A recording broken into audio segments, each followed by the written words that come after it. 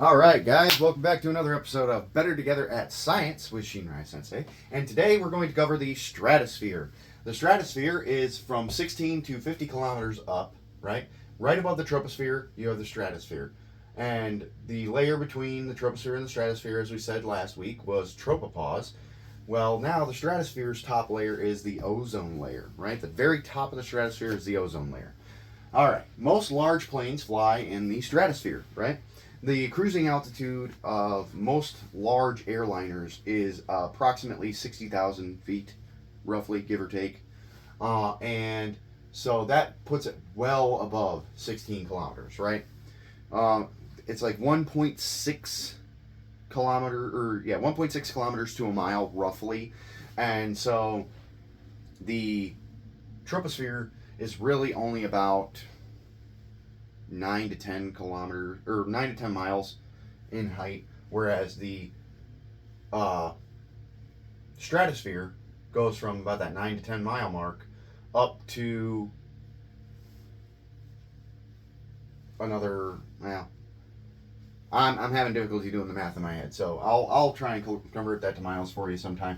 But irrelevant to this discussion, 60,000 feet is a lot higher than 1,600 meters is a lot, less, or 16,000 meters. Sorry, 16,000 meters is a lot lower than 60,000 feet, the average cruising altitude of a jetliner, right? So this layer gets hotter the higher you go. So it's at peak cold.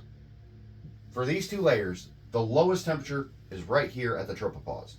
The absolute lowest temperature you're going to experience between these two layers is right dead center, that barrier between them. All right? And the reason that it gets hotter is because of this little thing that we call the ozone layer, right? And the ozone layer gets hotter because it absorbs ultraviolet radiation, right? And to go beyond the ozone layer into what we're going to cover next week in the mesosphere, right? The mesosphere, once you get into the mesosphere, you need to have like a space suit. You need to have highly reflective and highly insulated clothing / suits, like spacesuit almost, basically. Because once you get past this layer, the ultraviolet radiation you're going to be exposed to will almost immediately start to burn your skin. You will feel your skin burning because of how much more radiation you're going to be experiencing once you get past the ozone layer, right? But that should be about it for the stratosphere today. Once again, 16 to 50 kilometers up. Most large planes fly in this layer of the atmosphere. It's hotter at the top, all thanks to the ozone layer, which absorbs ultraviolet radiation. And the ozone layer is the border between the mesosphere and the stratosphere. If you guys have any questions, if you think I got something wrong, or if you have any comments or concerns in general, please leave it in the comment section below. Otherwise, I do look forward so much to seeing you guys in the next one.